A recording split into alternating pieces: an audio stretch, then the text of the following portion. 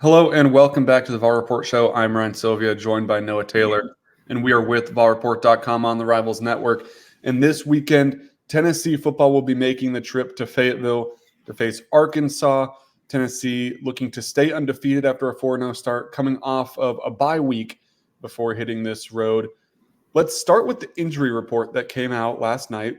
This is Thursday, injury report coming out every Wednesday now.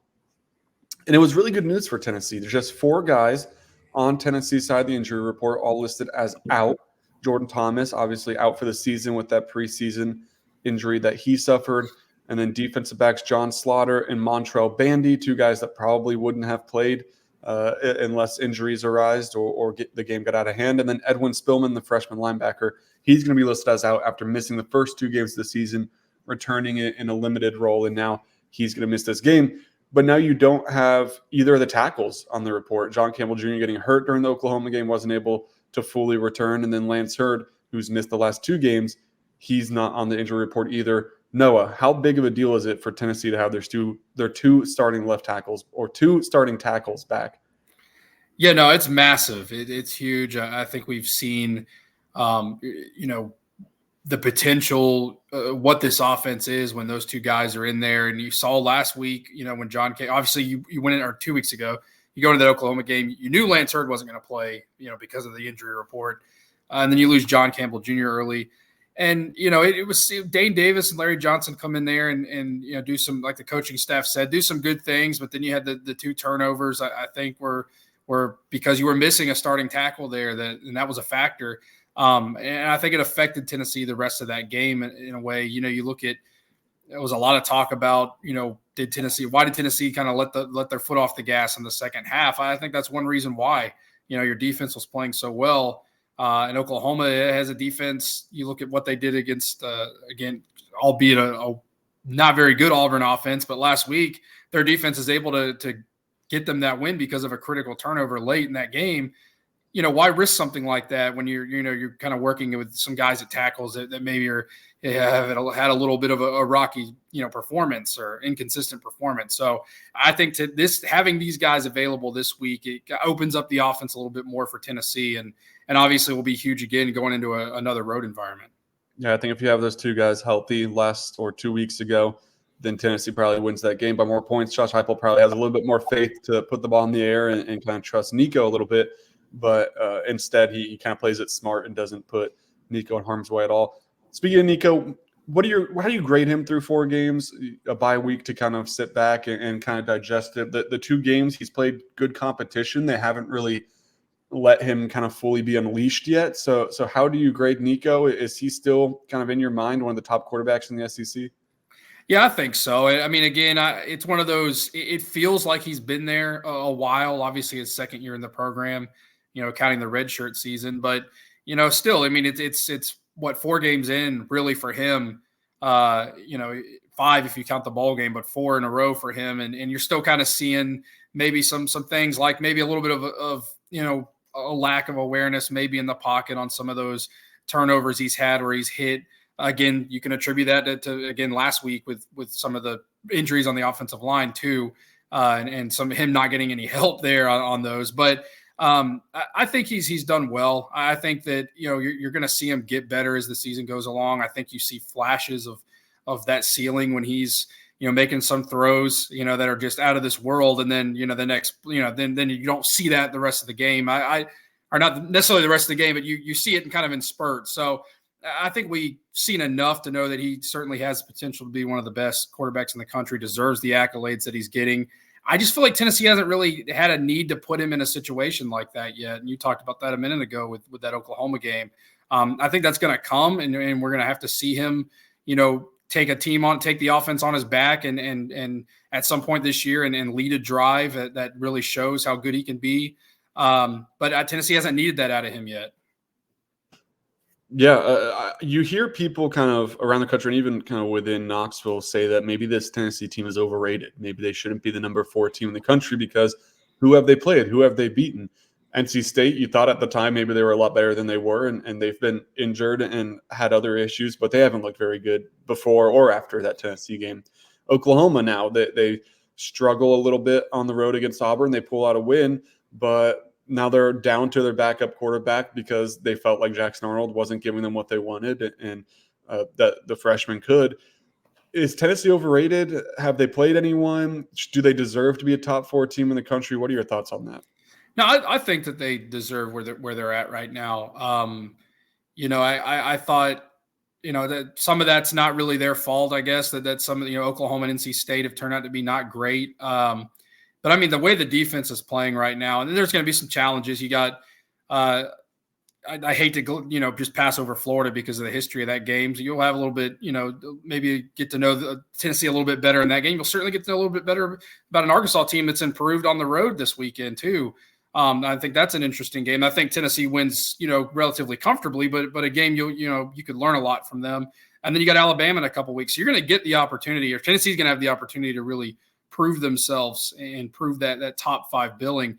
But where they're at right now, I think, what else can you do besides what they've done? Stop teams, stop 2 Power 5 or Power 4 teams that they've played, one at a neutral site, one on the road. You win those games pretty comfortably. Your defense is playing elite. You can't really control, that none of these teams can score on you. So I think that they're playing at a really high level right now and kind of deserve to be where they're at. And there's really nobody else ahead of them or really below them that I would say, based on what we've seen in college football, that kind of deserves to be ahead of them right now.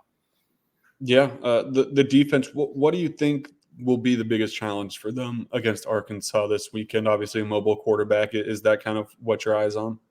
Yeah, I think so. I think, and obviously too with, the running game too, Arkansas has been really well at, and obviously, Taylor Green plays a factor in that too. But I think his ability to be mobile will be interesting. How they handle that. They faced obviously a little bit of that against Oklahoma with Hawkins Jr. in the second half, and he did give Oklahoma some life offensively that Jackson Arnold wasn't giving them. But again, a game that never really felt like it was out of Tennessee's control. I think that'll be the biggest thing to look out for, how they handle a quarterback like that.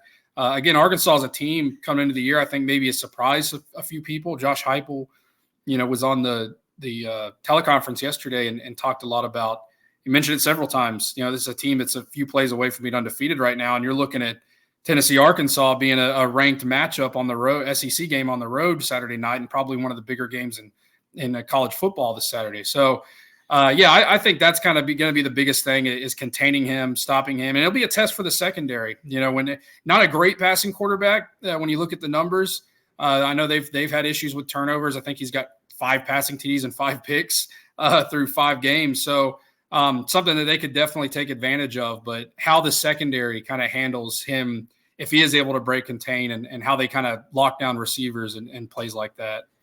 And I think it comes at a good time too, because you get a bit of a challenge with both of those guys at Oklahoma that can run. And then now you have Taylor Green, who's obviously a good runner, and then DJ Lagway next week. I mean, he can run the ball. And then right after that, you have the best running quarterback in college football in Jalen Milroe. So I think that it kind of helps that you're kind of getting these reps in games that you should be able to win somewhat comfortably. But also there's probably going to be mistakes that you can learn from and positive plays that you can try to replicate and kind of get that under your belt against some of these mobile quarterbacks that have honestly kind of plagued Tennessee in some ways. I feel like under Josh Heupel, there's been games in the past where they faced mobile quarterbacks who have been really successful against Tennessee's defense. So we'll see how that changes this year with Tennessee's defense looking better than it has since Josh Heupel took over. Arkansas is coming out with – they came out with their captains. 2 of their 4 captains are the 2 former transfers, Danico Slaughter, Addison Nichols. What was your reaction to seeing that? Did that surprise you? And maybe do you think that'll give Tennessee maybe a little extra juice out on the handshake line? Like, okay, you guys are trying to make it about this or anything like that? Maybe I did find it interesting. I kind of did a double take on it. It's like that's an interesting game to put that in. And I know, they talked yesterday on the teleconference, and Sam Pittman, of course, very complimentary when asked about what Danico Slaughter's brought to the defense, what Addison Nichols has done on that offensive line. But throwing them in there as the starters, or as captains, it does I think, send a little bit of a message. I don't really necessarily know if Arkansas intended it to be that way. If they did, that's a bold thing to do against a Tennessee team that's playing really well right now, a game where they're, almost a 2-touchdown favorite. So I think Tennessee, maybe that does give them a little bit of extra added motivation. Certainly playing on the road should, and like you mentioned, any team that or anybody that doesn't think that they've kind of lived up to maybe the preseason hype or deserves where they're at. There's motivation there to go on the road and win big, especially after that Oklahoma game when everybody said, well, you didn't play that well in the second half. You didn't play that well throughout the game. Wasn't a very good Oklahoma team. There's going to be some motivation, I think, to go on the road too and win a game big.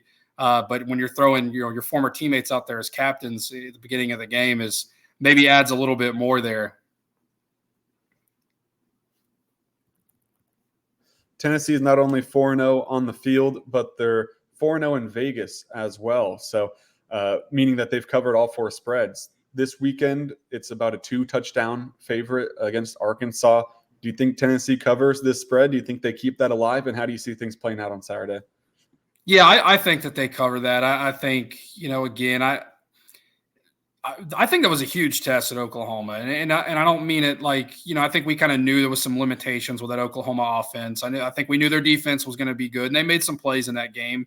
Again, the struggles or the issues on the offensive line of Tennessee certainly helped. But I think you're going to kind of see I think Arkansas could give them a little bit of a more of a challenge on the road than Oklahoma did. But I have the same feeling kind of going into this game that I did in that one. And I think you'll see a similar maybe hopefully for Tennessee's sake, it won't be because of any self-inflicted wounds, but maybe, you see Arkansas kind of hang around for a little bit. Again, a team that I think is better than people expected and should have 2 ranked wins on their resume right now and don't. So, but I do think that they'll hang around a little bit, but ultimately a game Tennessee covers and kind of pulls away, kind of like we've seen, kind of like we saw against Oklahoma, and to a little bit of a lesser extent against NC State when that game was a little bit in the first quarter and into the second quarter a little bit close before Tennessee rolled in it. So I think you kind of see a similar thing this weekend.